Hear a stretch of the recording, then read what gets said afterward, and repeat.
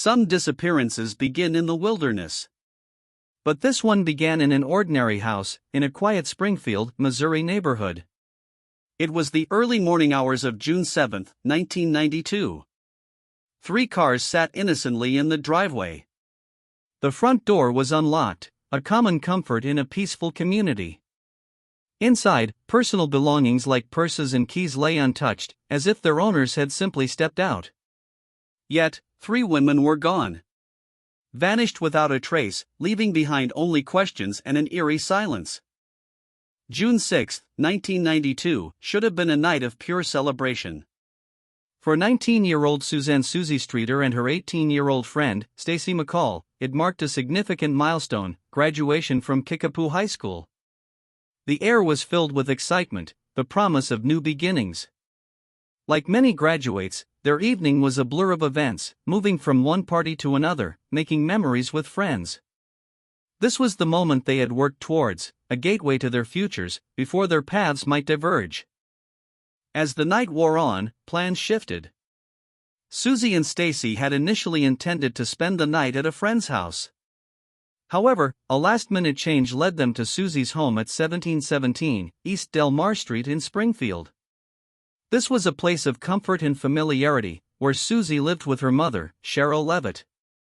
It was a simple, logical decision after a long, festive day. They arrived sometime in the early morning, likely exhausted but still buzzing, ready to finally rest. Suzie's mother, Sherrill Levitt, was 47 years old and worked as a cosmetologist. She was described as a warm, caring woman, deeply devoted to her daughter. Sherrill lived an ordinary, grounded life in Springfield, connected to her community through her work and friendships. On this particular night, Sherrill would have been home, likely asleep, when Suzie and Stacy arrived. She represented the steady foundation of their home, a safe haven where the girls expected to wake up the next morning. The following morning, June 7, 1992, Suzie and Stacy had plans to meet friends for a day out at the local water park. It was a typical summer Sunday plan. But as the morning progressed, the friends waiting for them began to grow concerned. Suzie and Stacy never showed up. They didn't call, they didn't offer an excuse, they simply weren't there. This uncharacteristic absence prompted friends and even Suzie's boyfriend to take matters into their own hands and go directly to the house. Upon arriving at 1717 East Delmar Street, Suzie's friends immediately noticed the cars were still there, parked neatly in the driveway, Suzie's red Toyota Celica and Stacy's maroon Pontiac Grand Am.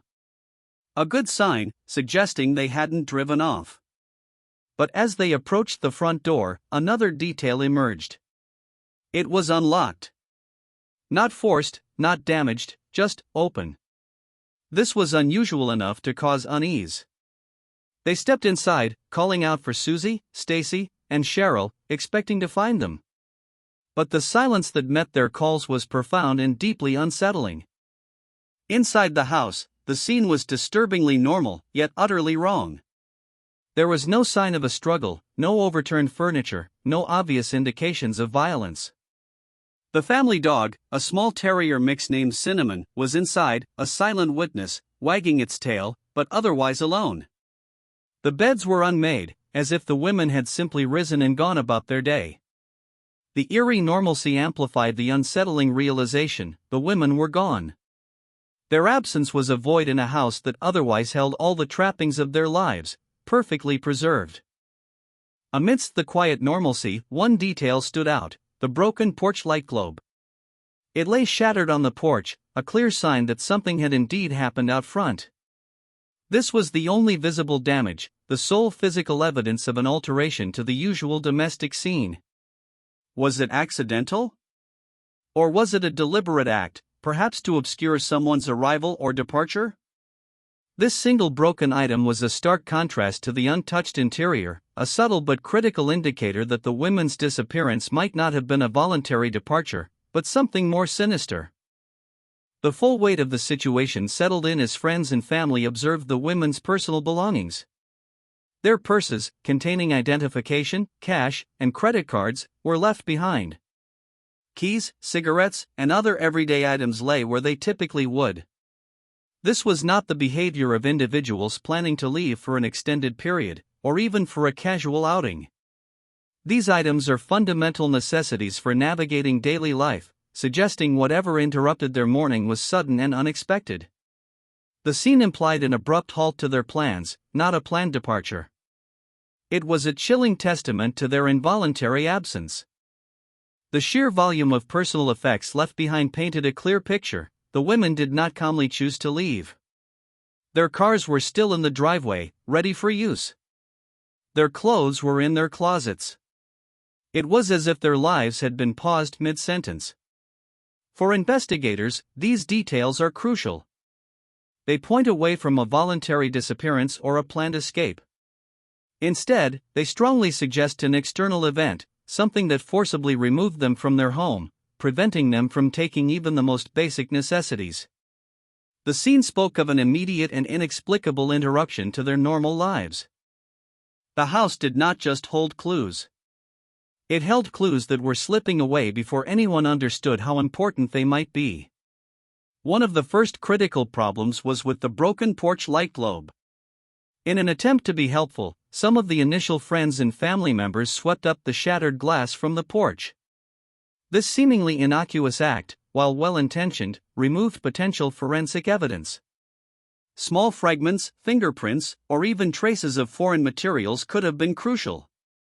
This early, unintentional contamination meant valuable insights were lost before police could properly examine the scene. Another devastating blow to the nascent investigation involved the home's answering machine. When friends first arrived, they heard a strange, disturbing message. Accounts of its exact content vary, but it was generally described as a garbled or muffled male voice.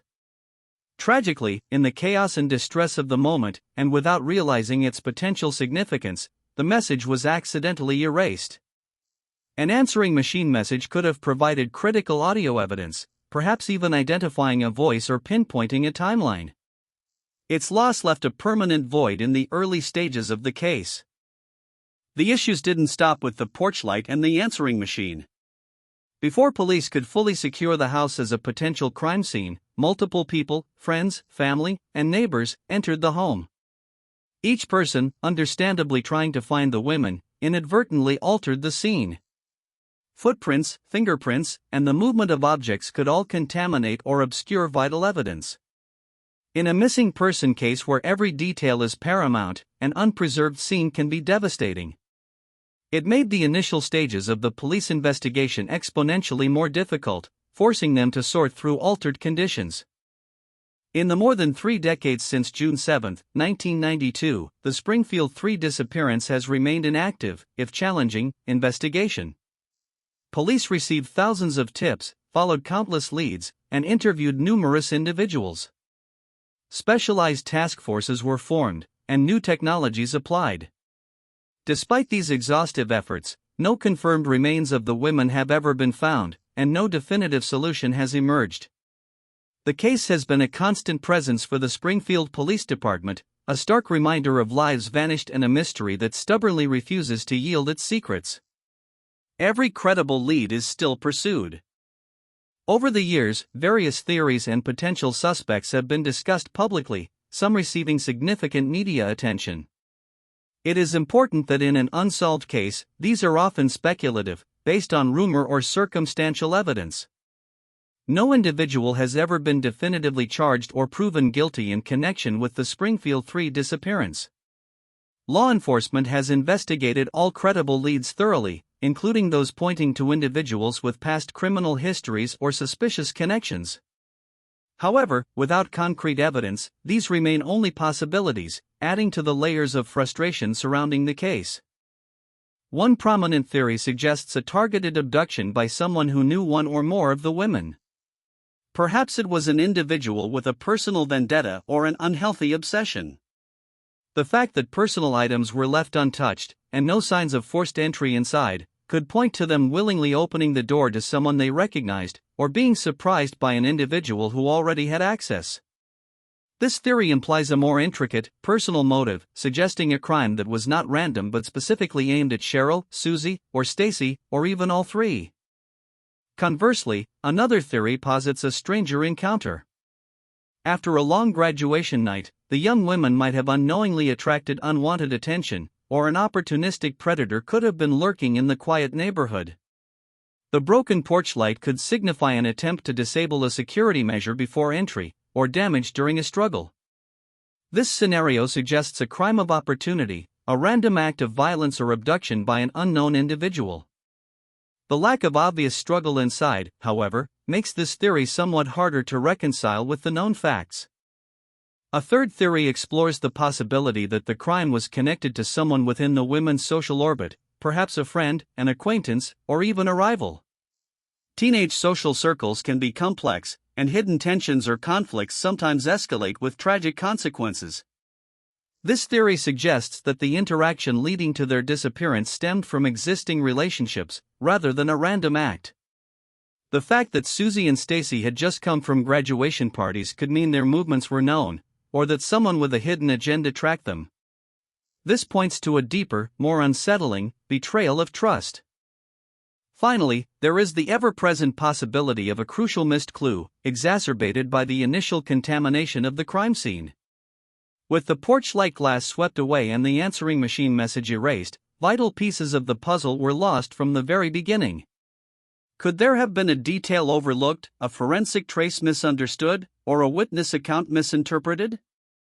This theory does not necessarily point to a specific perpetrator but highlights the profound challenges faced by investigators when initial evidence is compromised. It suggests the answer might have been there, buried under layers of unintentional obfuscation. The Springfield Three disappearance remains one of the most haunting cold cases in American history. 3 people, a mother and 2 young graduates, vanished at once. They disappeared not from a remote wilderness, but from inside or near a normal, quiet home. Their lives were physically present: cars, clothes, pets, money, everything but them. It happened after a night that should have marked a joyous beginning. And perhaps most frustratingly, the crucial early clues were lost almost immediately, forever tainting the trail. It's a mystery rooted in the familiar, making it all the more terrifying. Many missing person cases involve known circumstances. But the Springfield Three defied these conventions. They simply ceased to be, leaving behind an almost perfectly preserved domestic scene. This absence, contrasted with the presence of all their belongings, creates a psychological void that has never been filled. It challenges our understanding of safety, particularly within the sanctity of one's own home. Their story resonates because it suggests that even in the most mundane and seemingly secure environments, the unimaginable can occur, and disappearances don't always leave a clear path to follow. The Springfield Three did not vanish from a mountain, a desert, or an empty road. They vanished from a house full of ordinary things: keys, purses, cigarettes, a dog, and cars waiting outside. And sometimes, that is what makes a mystery harder to leave behind. Not what was missing, but everything that was left. Their case is a chilling reminder of how quickly life can change, how fragile our sense of security can be, and how some questions, even after decades, continue to echo in the quiet corners of our communities. The hope remains that one day, the truth will emerge, bringing closure to this enduring enigma.